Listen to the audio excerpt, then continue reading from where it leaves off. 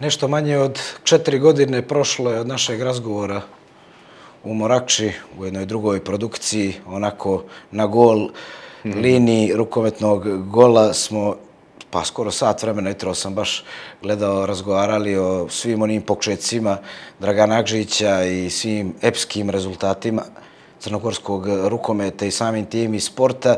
I eto, nakon manje od 4 godine, to je bilo u oktobru 2020. Svi znamo što je to donosilo sa sobom i nosilo. Naravno, sada smo ovdje u predivnom ambijentu hotela Q, ponovo razgovaramo, ali rekao bih o jednoj novoj etapi, zapravo koja već traje godinama, je li tako, Dragana Agžića na klupi Krima Slovenija, tu uvijek i Crna Gora se prepliće.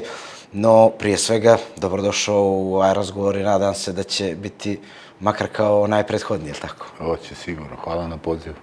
Prije svega, Dragan Agžić ovih dana koristi onako malo možda da se odmori sa porodicom, ali vremena i nema baš toliko, je li tako?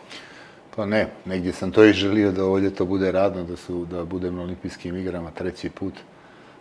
I to mi se ispunilo, ali pa evo, nekako sam to uskladio da bi bila porodica i sa mnom kompletan ovaj period, pa čak i u Parizu, da budemo zajedno koliko je to god moguće, tako da sad se spremamo za taj dio, a još par dana i kreću i treninzi sa reprezentacijom Slovenije. U uvodu emisije razgovarali smo o tome koliko je godina, skoro više i decenija prošlo, koliko Dragan Agžić radi na, kako sam ja rekao, eto, 2 struje, klub, reprezentacija, budućnost Crna Gora, sada Krim Slovenija, koliko to iziskuje prije svega energije i svega ostaloga za jednog trenera.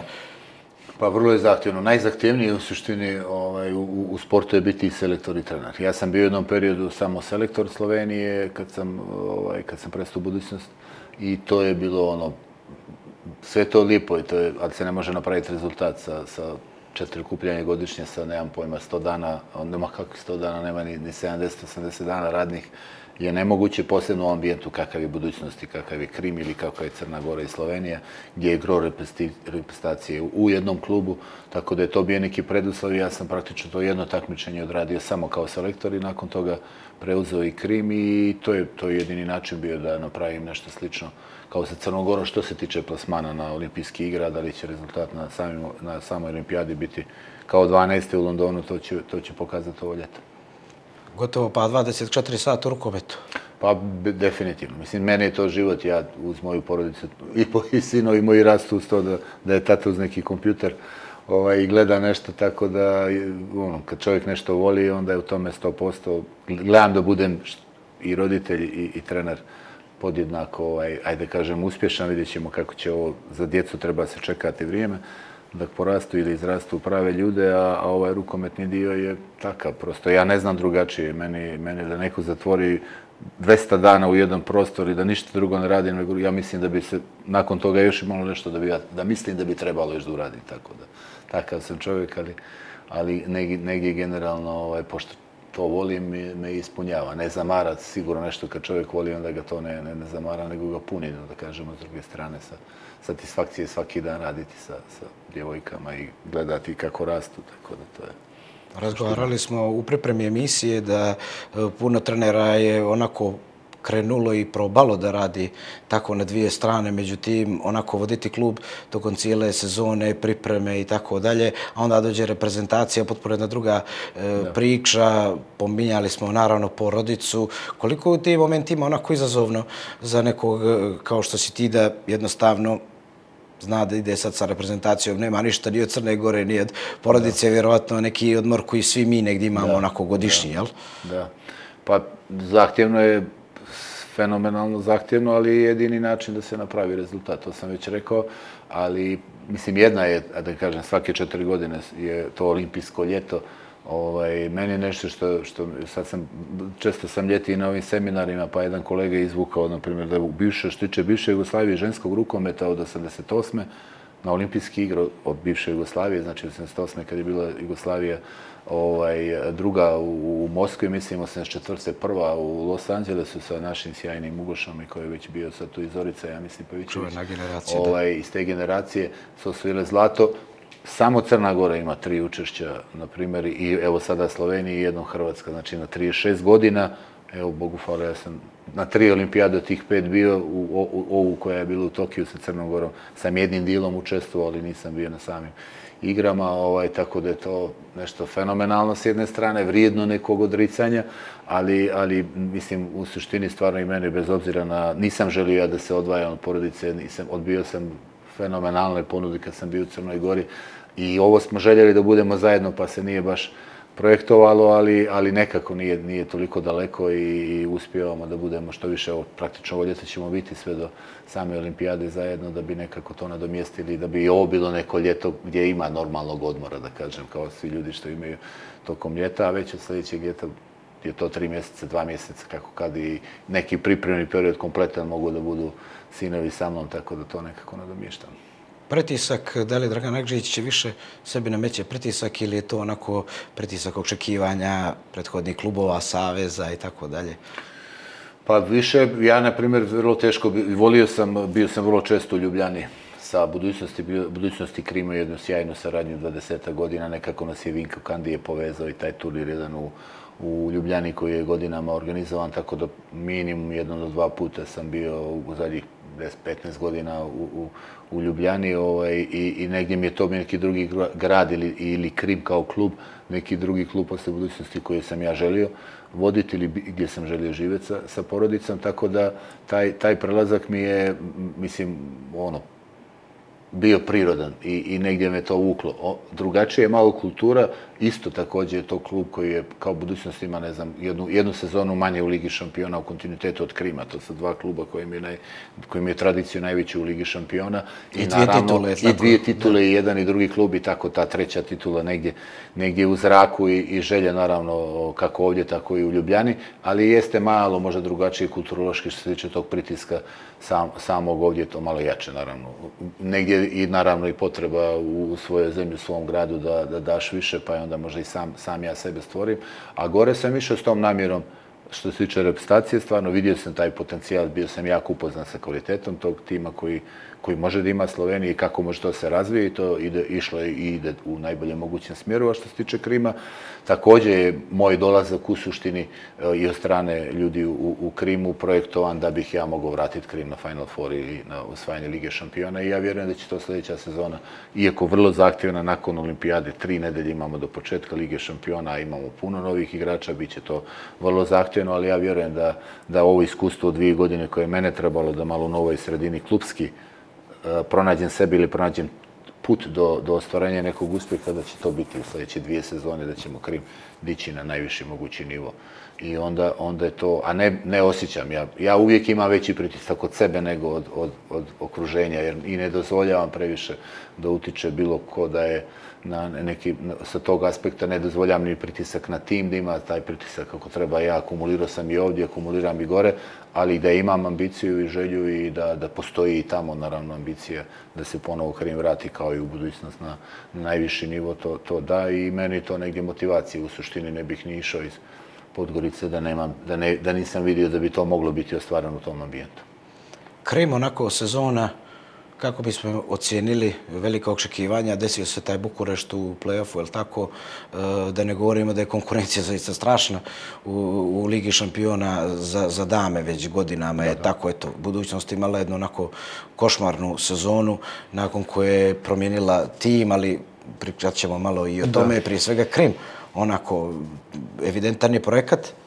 Da, ali mislim, ja generalno sam i u budućnosti uvijek preuzimao odgovornost sa sebe, tako i funkcionišem i ovdje, da bez obzira što niko nije ni imao projekciju Slovenije na olimpijske igre, da je nisam poveo, bih se zahvalio i preuzeo odgovornost sigurno pri tim ljudima, tako i u Krimu. Ove 2 godine, prva godina je bila moja gdje nisam selektirao tim i sve, ali ova sezona je sigurno morala biti bolja, ne samo to ispasti od nekog Bukurešta, nije sramota u osmini finala, ali generalno je bilo dosta nekih propusta usled i objektivnih razloga, ali i neke moje neadekvatne pripremljenosti za možda taj kolorit igrača koje sam imao. Mislim da sam ja tu najviše naučio, preuzeo sam odgovornosti i negdje je taj rezultat ispod očekivanja sigurno i mojih i kluba.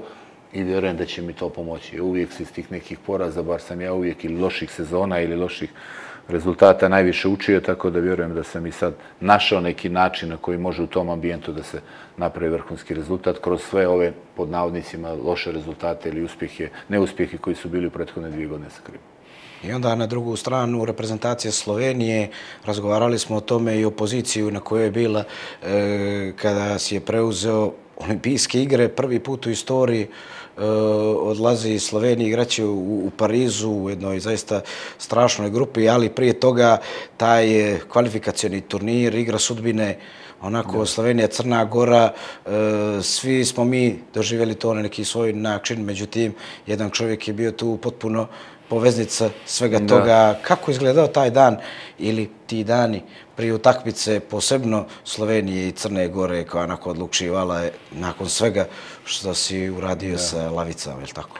Pa, mislim, imao sam to iskustvo igranje protiv Crne Gore na klupi Slovenije prethodno i na svjetskom prvenstvu odmah 21. i u nekim našim, kao prijateljskim utakmicama kad smo bili domaćini 2 puta u Ljubljani i u Podgorici, pa nekako sam to proživio i doživio, pa mi je bilo lakše, da kažem, prošao kroz to. Ali same kvalifikacije za olimpijske igre su generalno nešto najstresnije za sportiste i za trenere, zato što praktično kompletan, evo, Crna Gora je imala jedan kontinuitet fenomenalan učešće na olimpijskim igrama i fenomenalne rezultate po meni. I tu je možda malo manje, sad boli to da se ne ode 4. put za redom, ali Slovenija koja nije bila i te djevojke koje su konačno kroz ovaj proces od 2021. počeli da vjeruju da mogu, njima je to sigurno bilo jako, jako. Meni najzahtjevnije da ih nekako dovedem u stanje da odigraju stabilno taj turnir. Želja mi je bila negdje, naravno, i sve sam dao u toj pripremi da bi nekako tu Njemačku pobjedili i mi i Crna Gora, pa da i Crna Gora i Slovenija ide, ali u ovom momentu je stvarno Njemačka bila jača i od Crne Gore i od Slovenije i negdje se onda projektovao taj zadnji dan kao najvažniji. Ono što je sigurno moje dobro poznavanje i njih kompletno, i tima i vodstva, i kroz rad sad sa Itanom i Tanjom u Krimu sam znao na način na koji bi mi mogli igrati protiv njih, znao sam na koji način se priprema Crna Gora za Sloveniju. Negdje je to mene dalo neki mir da mogu voditi tu utakmicu, a odnos, na primjer, i prije meča, tokom meča, posle meča, svih sa strane moje zemlje Crne Gore je bio takav da u suštini sam ja bio miran, jer sam dobio i mislim, jedan odnos poštovanja uzajamnoga koji me doveo u stanje da mogu to voditi normalno, da nemam negdje neki osjećaj krivnje bilo koje. Pjevao sam himnu jedno i drugo, jer sam negdje obećao na najvažnijoj utakmici da ću pjevati i slovenačku himnu, jer to njima puno znači, a moja himna i moja zemlja je u mom srcu, tako da eto, tu sam negdje našao neki svoj mir, moj balans da ja mogu to voditi, poznavanje svih aktera, najbolji mogući način, negdje projekciju da igram kvalifikacije za olimpijske igre, najveći meč protiv Crne Gore nije i najteži i najlakši.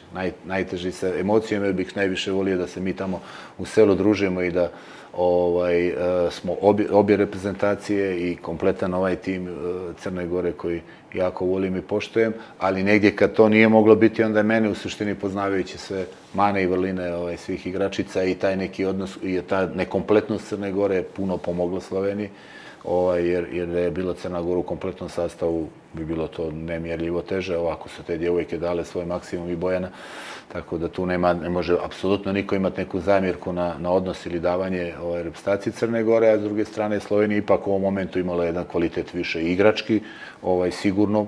Kad bi se to izmjerilo, ovaj sastav Slovenije jači za toliko za koliko smo i pobjedili, tako da je sve bilo u suštini nešto realno, a sa druge strane se nije ostvario to neki moj osnovni cilj da bi mi nekako zajedno išli na olimpijske igre, ali prosto nije moglo ni doći u ovom momentu, ali mislim da Crna Gora ima potencijal za Los Angeles, najveći od svih u regionu reprezentacija, sa tim djevojkama koje su stasale sad u vodeći igrače, tako da vjerujem da će to Crna Gora ostvariti u ovom ciklusu i da će nastaviti taj kontinuitet fenomenalan igranja i plasmana na velikim takmičenjima.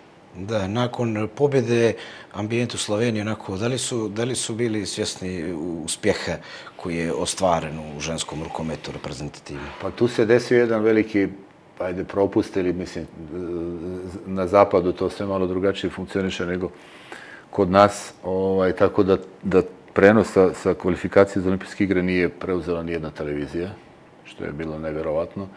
Došlo je do nekog nesporazuma, muški je prenošen ovaj kvalifikacijni turnir, ženski nije, tako da u suštini Slovenija to mogla da prati na YouTube kanal. I tu je negdje ostalo onako, baš posle toga i dosta je bilo pritisaka na taj javni servis i sve koji je mogao to da obezbijedi.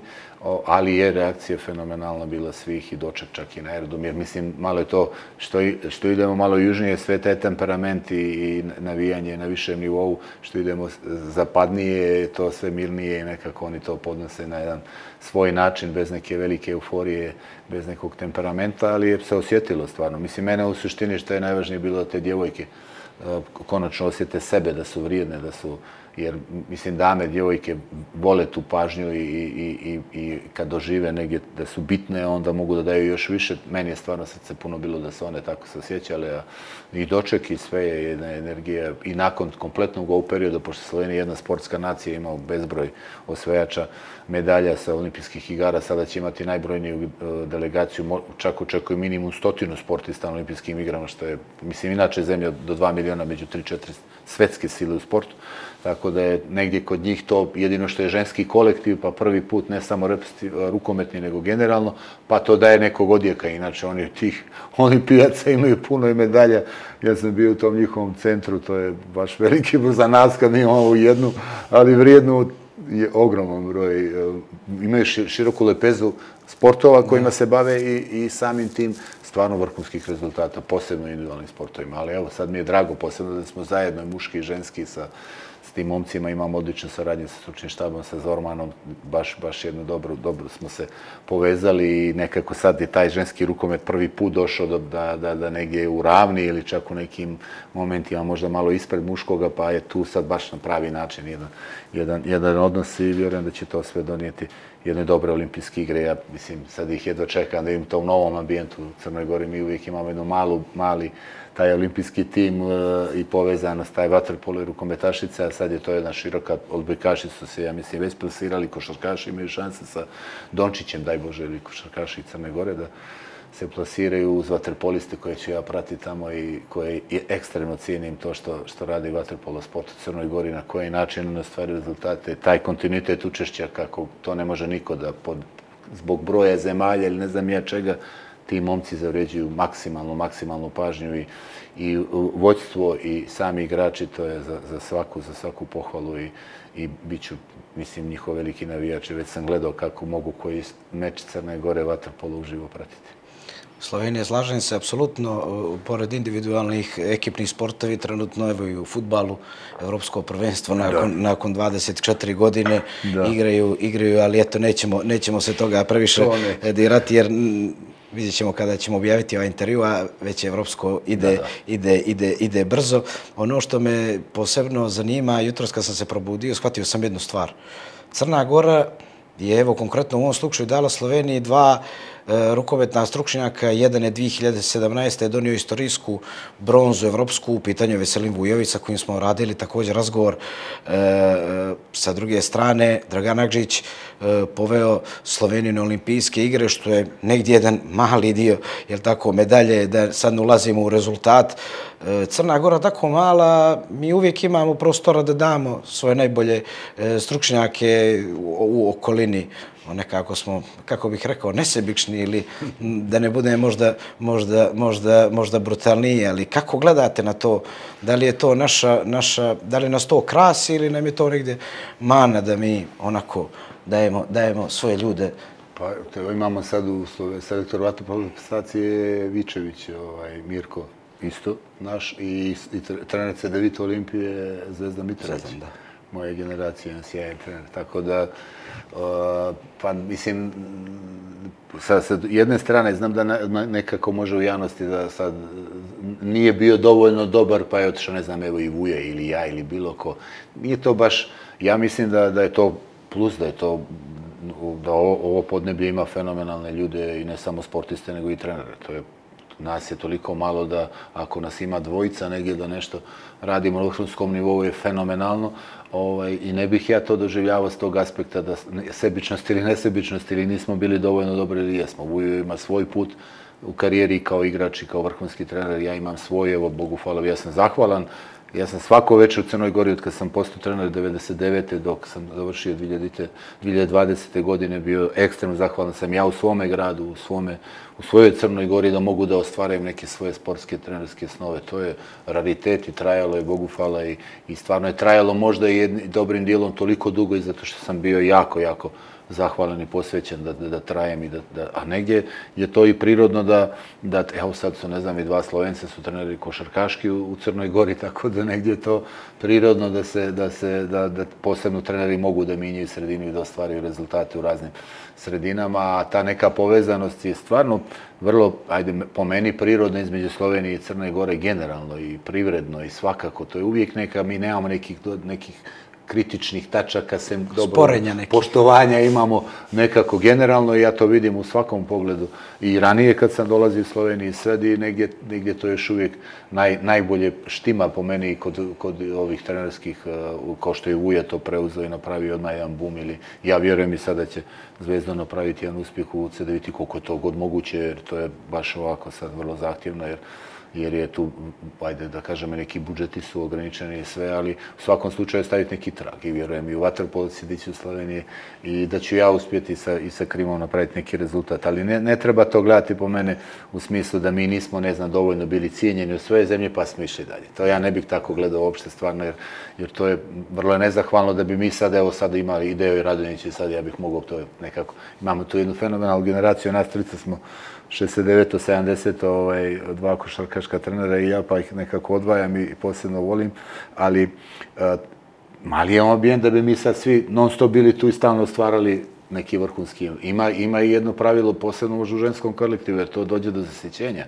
Mislim, nije to stvar sad kvaliteta rada nekog trenera, nego prosto to ne može trajati baš toliko dugo, a da bude uspješno. Posebno možda u maloj sredini kako je Crna Gora, gdje je ovisnost o broju igrača mala, vezanost velika i tu dođe vremenom do još većeg zasjećenja nego što bi to bilo u nekoj sredini gdje bi ja mogao svake druge godine da minjam pola tima. Pa onda taj trener može da traje. Tako da je to, mislim, ja to gledam stvarno pozitivno, gledam uopšte da nas neko nije dovoljno cijenio ili ne poštuje svoje zemlje ili tako dalje. Ja sam jako zahvalan sve dane u Crnoj Gori i mislim da je ovo sve nešto prirodni neki tok. Da, eto, Dragan Nagže i Zvezdan Mitrović su ispisali istoriju sa crnogorskom reprezentacijom. Sa druge strane, Vikšević nije još dobio onako priliku, veselim da ne govorim, razgovarali smo o tome i tako dalje. Vratit ću se na ovu povezanost Crne Gore i Slovenije. Posljednji primjer, crni flor na Evropskom prvenstvu u čast Matije Šarkića, jedan gest koji je zaista ostavio onako bez riječi cijelu Crnu Goru. I evo vidim i crnogorski konzulat koji se zahvalio i tako dalje. Kako to prokomentarisati onako? Nije baš da smo, kako bih se izrazio, nije baš da smo očekivali da će samo Slovenci uraditi to. I onda sada Slovenija u nastavku prvenstva onako ima puno više navijača. Sve u svemu jedan zaista gest vrijedan svakog poštovanja.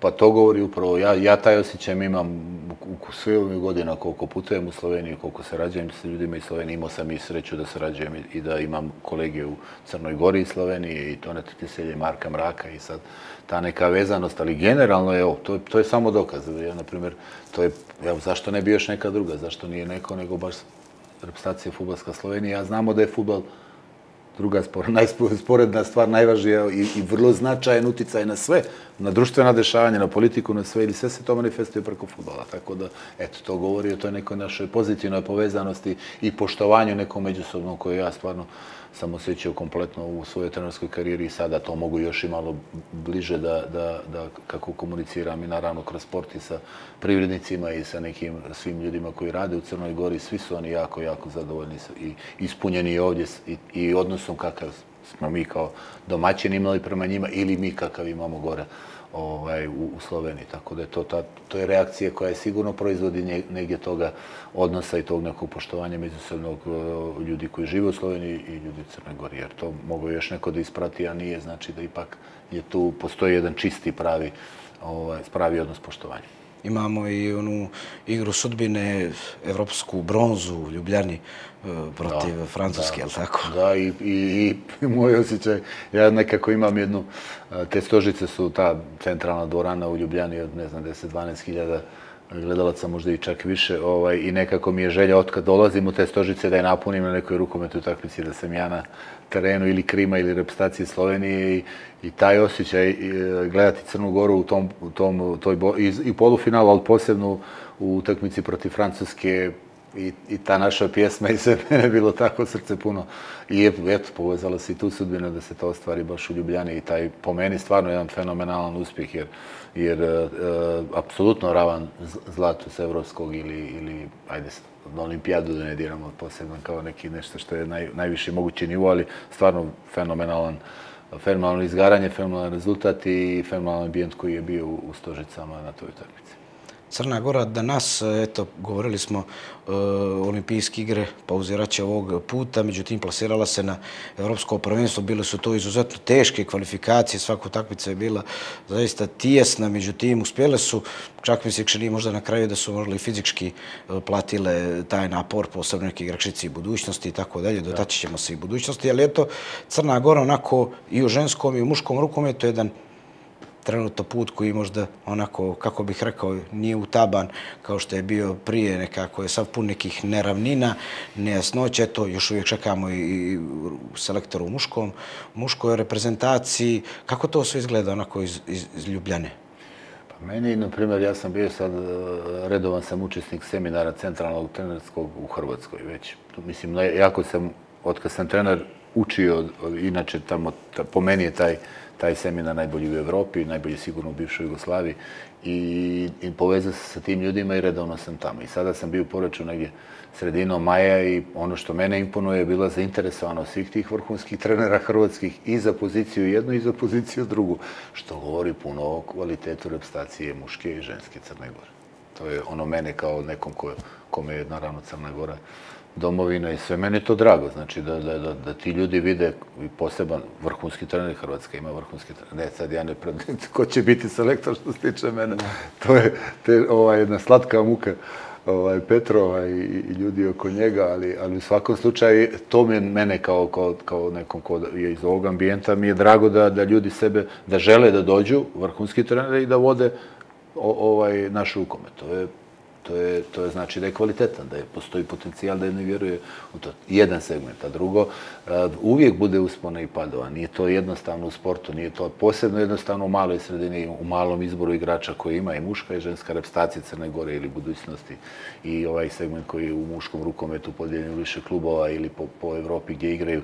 Tako da je to negdje sasvim prirodno i logično da je trnoviti, da nije baš utaban, jel što ti kažeš, ali definitivno ono što ja ne mogu toliko baš precizno govoriti o muškom rukometu, niti želim tu da dajem neke projekcije, ali što tiče ženskog rukometa, mislim da to se može zadržati taj nivo i da ta sada generacija bi noseća trebala biti, je već 9-6, 9-7, koja bez problema par godina može da igra i sve te mlađe koje ne dolaze i vjerujem da će to biti.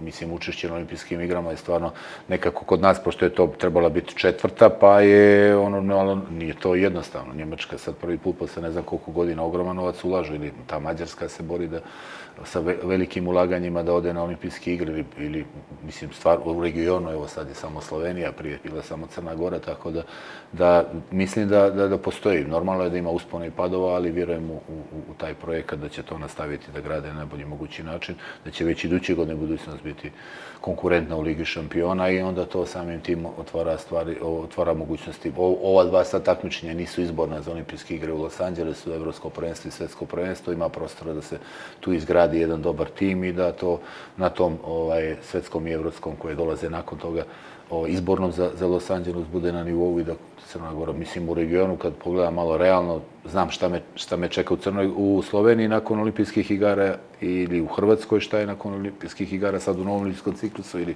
u Srbiji, negdje Crna Gora ima taj potencijal, jer ako je negdje, kad sam došao u Sloveniju, mene je bilo prvo da regionalno budemo, da mi možemo pobeđivati selekciju regiona, što Slovenija nije mogla ranije. I onda mogu ići dalje. Tako da potencijal Crna Gora još uvijek u regionu po meni ima najbolji i vjerujem da će to zadržati i onda automatski je to projekcija neka da se može s mirom razmišljati o kvalifikacijama za olimpijske igre u Los Angelesu. I to ide jako brzo i ove djevojke će biti u nekom svom top godinama da mogu da igraju vrhunski rukomet. Neki od njih će, vjerujem, osvojiti neku ligu šampiona, da li s budućnosti, ali s nekim drugim timom ostvariti neke vrhunske rezultate ovih par godina i samim tim dići taj kvalitet reprezentacije. Ili možda sa Krimom? Daj Bože. Rukomet to bi bilo najbolje u suštini, da osvoje sa Krimom i da daju Crnoj Gori tu snagu za sljedećem olimpijskom ciklusu. I onda da odradimo treću etapu intervjua. Nadam se da neće proći 4 godine, nego kraće, naravno, i tako dalje. Uglavnom, crnogorski rukomet onako uvijek pokazuje tu neku agilnost, da uvijek u tim nekim trenucima posegne i za mlađim, to jest igračicama, igračima koji tek dolaze, na kojima je budućnost, jel tako? Tako da ne bi trebalo to da bude nekih prevelikih oscilacija u godinama koje slijede, ali s druge strane nećemo ulaziti duboko u muški rukomet, ali Italija pokazuje da je nevjerojatno strahovito napredovala, ali nisu samo te najveće sile možda problematične, već one koje su ispod Farskog ostrva, Turska u ženskoj konkurenciji. Pa čak i Švajcarska i Austrija, na primjer, sa svojim nekim akademijama i muškom i ženskom, ozbiljan pomak prave koje nisu bile konkurentne do sada, tako da se širi ta lepeza kvalitetnih reprezentacija u muškom i u ženskom rukometu. Nije to jednostavno. A što tiče ženskog, sam uspio jedan dan da pogledam jednu trening utakmicu juniorki protiv kadetkinje reprezentacija. Postoji tu, apsolutno postoji potencijal i ta želja, volja, karakter.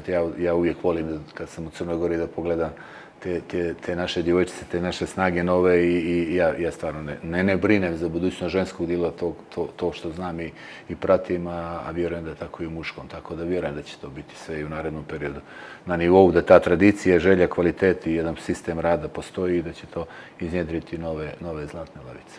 Rezultati su trend, nekad su ovakvi onakvi, ali onako kad pogledaš i te mlađe igračice sadašnje, taj kult reprezentacije, kad kažu ljudi lavice, zna se ko je to onako izgradio, ne treba bježati od toga, je li tako?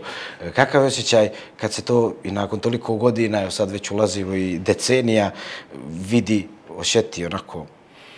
Pa mene je stvarno srce puno. Neke stvari koje sam uspio kao trener prvi put da radim u Crnoj Gori sa određenom jednom generacijom igračica, da to još uvijek živi, da to još uvijek taj razvoj karaktera ovdje kod nas je to stvarno, evo ja sad gledao sam prije neki dan taj jedan trening utakmicu i mene to onako srce puno, još uvijek je tu stvarno jedna ta pozitivna glas da se ostvare, pozitivna borba među njima, kvalitet koji morfologija, motorika ovog podneblja daje, rad trenera koji rade sa njima i na koji nivo su ih izgradili, još uvijek je to vrlo, vrlo kvalitetno i nešto što daje vjeru za dalje. A sama ta, mislim, lavice, evo, to je meni najveće ostvarenje u suštini da te neke naše crnogorke više vjeruju u sebe i ta djeca koja dolaze da više vjeruju u sebe i da misle da mogu da ostvare sebe neke svoje snove ili svoju porodice i sve. To živi, to je moja neka najveća zaostavština i naravno da je posljedica i rada svih oko mene, ne samo moje, naravno i prije svega tog materijala i tih sjajnih lavica koje sam vodio ili imao privilegiju da vodim ili ovih mladih koje ja vidim u kojima još uvijek je ta strast i ta želja da igraju za svoju zemlju na taj način, da je predstavljena na taj način, da ta prepoznatljivost crnogorskih rukometašica je još uvijek prisutna i na svjetskom nivou prepoznata i to je fenomenalno. To je nešto što mene čini najviše srećnim što se tiče moje trenerske karijere. Da li je ovih godina došlo do susreta sa sestrama Bonaventura u evropskim okvirima i kako je to izgledalo ako jeste, ako nije? A nemam ja, sada će završiti karijeru, tako bar kažu, na olimpijskim igrama i mislim jedan kroz jedan će suditi neku utakmicu Sloveniji. A ja njih znam od kad su počele na evropskoj sceni. Znači, moje prvo takmičenje 2005. u Beču kao selektora Srbije i Crne Gore za 8 generacije i njihovo prvo neko veliko takmičenje. I od tada se poznajemo i pratim ih i sve i evo završit će karijeru, samo nadam se da će tu takvu Sloveniju suditi na neki drugi način. Nemam ja sve mislim da što se tiče tog finala kome se stalno vraćamo na olimpijskim igrama, da one nisu samo bile zrele, nisu bile spremne za tako nešto. U tom momentu želja je bila i IHF-a da to nekako onako odjedanput da bude ženski par i da vodi ženski par, a one, evo, to je bilo 5, a ovo je za 7 godina teško da jedan sudijski par dođe da može to što je najvrednije i sudijama i trenerima i igračima da sude final olimpijskih igara, sude na visokom nivou, tako da je to možda bila, ja stvarno nisam uopšte ni nakon toga prema njima imao bilo kakav antagonizam ili da ja uvijek iskazujem poštovanje prema sudijama, to je i najbolje i najvrednije i oni griješe i ja griješim, tako da evo, završit će karijeru, nadam se će biti neka dobra utakmica sa Slovenijom koju će oni suditi da će biti dobro. Bog da neka mi sude ponovo final, neka sude na isti način. Bio bi zahvalan, samo to će biti mnogo teško. Nevjerojatno kako su ih zapamtili u Crnoj Gori. Da. Vjerojatno prezime Bonaventure znači će vjerojatno i godinama naprijed. Crnogorske sudije izuzetno onako primjetne u rukometnim krugovima, Ražnatović, Pavićević, ostale i da ne pominjem, ali onako njih dvica su dosegli jedan ozbiljan nivo i tu Crna Gora ima zaista ide svoje fenomenalne predstavnike, onako. Apsolutno. I mladi parovi sada koji dolaze, sve što sude u Evropi, sude na pravi način. Sudijska organizacija godinama unazad radi na vrhunskom nivou po meni, pokojni Nebojša Vujisić je to gradio, Peđa Pavićević je na jednom visokom nivou u svetskom, pomenili ovaj par najbolji naš trenutno, ja bih potencirao i moje bivše igračice, kaže Negra Uječić, koje su sjajno napredovali, sada su među 3 ženska para sigurno i negdje sam stvarno želio da bi i na olimpijskim igrama bile su na ivici, bili su taj par koji je čekao kao prvi rezervni par za olimpijske igre, ali ja bih možda uspio da odsude još do kraja i da se ostvare. To im je ostalo, sad su na Final Fouru bile odlične, tako da imamo stvarno i muške i ženske parove sjajne i negdje to mi, na primjer, ranije kad sam bio u Crnoj Gori sam znao biti na njihovom seminaru, to je mnogo mladih bivših igračica i igrača koji se opredijele rano za suđenje i jedan kvalitetan rad sa njima i mislim ovaj ambijent kako i igrački, tako i sudijski iznjedrijan prave karaktere, prave osobe i za taj segment i tu imamo stvarno odličan reprezentant. Mislim, sada ako bih to gledali možda od Zote Radičića koji je jednu visoku poziciju ima u IHF-u, Peđe Boškovića naravno u EHF-u i IHF-u i Peđe Pavićevića koji jeste na jednoj vrlo bitnoj poziciji što se tiče suđenja i organizacije takmičenja u IHF-u, tako da imamo i to i onda još i sudijski parovi i sve.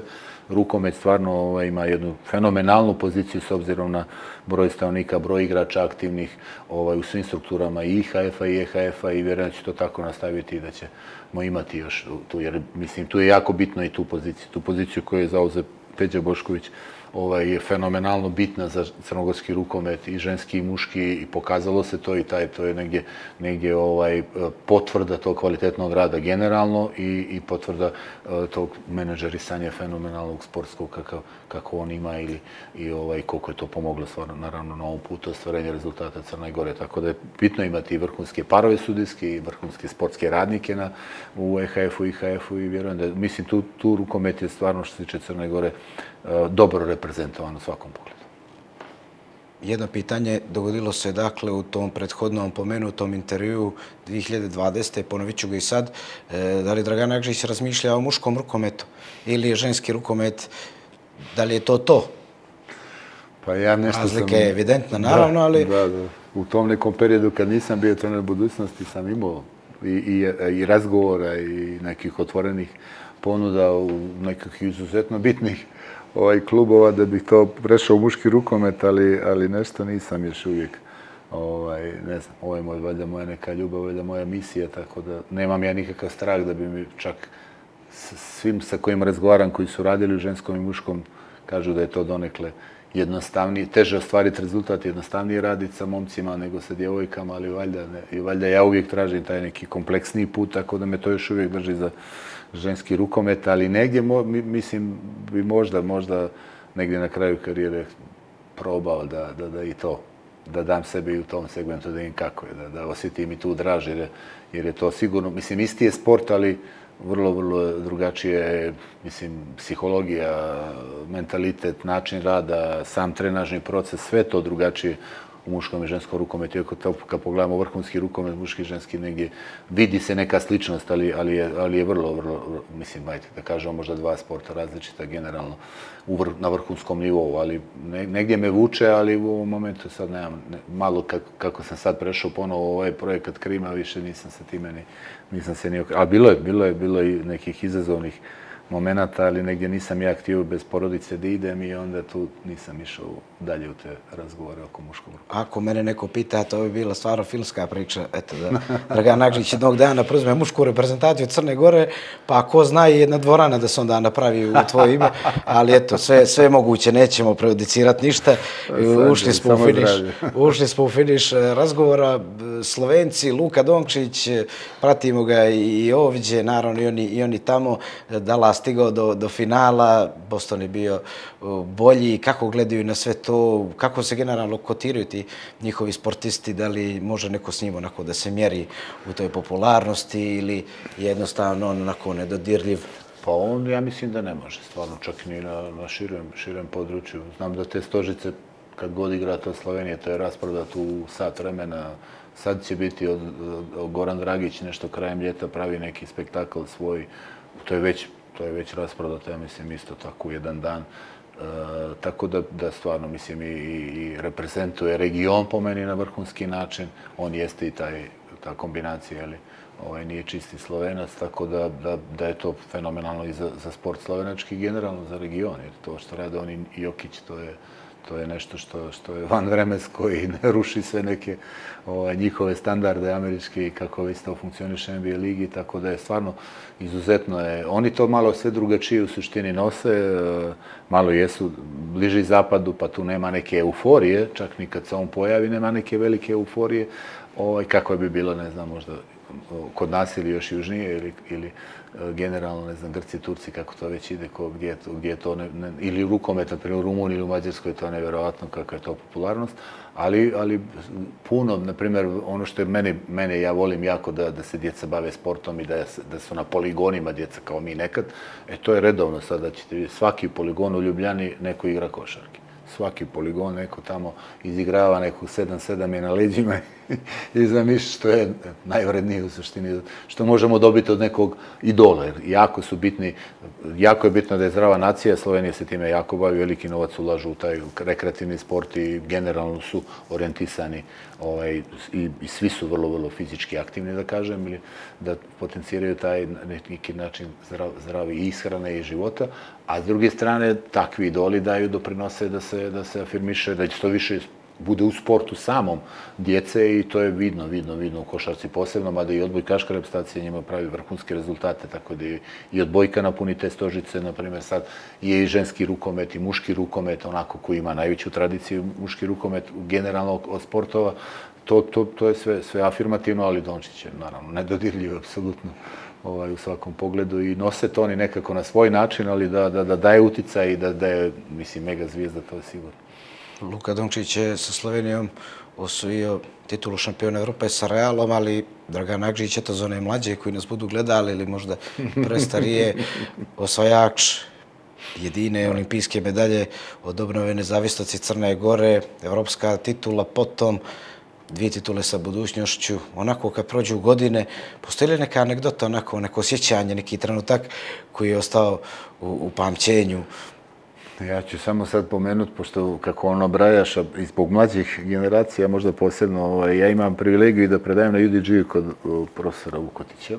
I sad kad smo se zadnji put vidjeli, on mene fino kaže, Ađo, zasluge nisu tržišna vrijednost, tako da sve ovo što smo nabrojali nema neku tržišnu vrijednost trenutno i to treba da znaju i mlade populacije, da samo ono danas što radim to je vrijedno, moram danas potvrditi odjeće, možemo da pričamo i da gledamo u ove ormare ili negdje gdje te medalje, ali u tom pravcu. A što se tiče anegdota, ima puno sigurno, ali to je, na primjer, pošto ja radim sa ženama, one beskrajno pamte sve i osjećaju, ja obožavam i jako sam zahvalan da mogu da radim sa ženama, a i sad da bi tu bilo koja gostovala od Lavica bi imala jedno 3 dana da priča anegdote na moj račun mojih nekih reakcija, a ja srećom malo manje slabije pamtim, pa dosta toga zaboravim, ali mislim ima puno, mislim sad ja da se sad neke baš sjetim, to ima svega. Ja kako sam malo zaboravan, znam ponekad reći i napraviti neku greškicu, ali sa ženama je uvijek, jer sve primijete, sve osjete, sve ne može ništa, ne znamo kako već imaju percepciju i sve i sa njim je uvijek vrlo, vrlo zahtjevno, a i one su te koje, posebno kad se duže radi, imaju jednu dozu slobode, pa uvijek i kažu i nose sve to na poseban način, tako da ima mnogo, možda više u ovom ambijentu nego u Sloveniji, sad tek u Sloveniji polako mi se otvaraju te djevojke i nose sebe na jedan način da možemo već imati neke možda više te vrste nekih anegdota sa nekih takmičenja. Ali nemam nešto specijalno da se ja mogu sjetiti, ne, ali imali bi sigurno oko mene dosta. Na moj račun bi bilo sigurno dosta. Sjetili bi se. Eto, na kraju olimpijske igre, Danska, Norveška, Švedska, Njemačka i Južna Koreja, onako na sami pomen to zvuči izuzetno zahtjevno. Nekako je mene od početka, od prvog takmičenja, kako sam u Sloveniji, sve sam dobio najteže protivnike. I na svjetsko prvenstvo, i kvalifikacije, i baraž, i sve nekako. Evo i sad olimpijske igre, čak i svjetsko prvenstvo koje je moglo u nekoj varijanti biti izborno, sam dobio jako tešku grupu Slovenija gdje nismo mogli se izboriti da toliko nekoga dobijamo 23 razlike da bi na kraju bili 8. ili 9. što je bilo vrlo značajno, ali evo srećom taj rezultat iz evropskog prvenstva nam je omogućio plasman u kvalifikacije, a upravo zato što su to, mi smo pobjedili Dansku u prvom kolu Evropskog prvenstva 20. s Norveškom, imali jednu jako dobru utakmicu na Evropskom prvenstvu 22. u Ljubljani.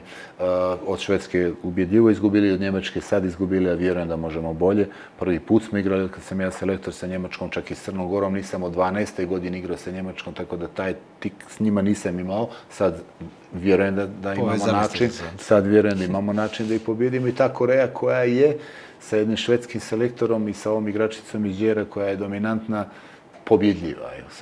I oni imaju fenomenalne svoje rezultate na olimpijskim igrama i znaju tu da daju više nego na drugim takmičenjima i njima je to u suštini krucijalno, kao i svima, ali posebno možda njima u južnoj, odnosno u Aziji.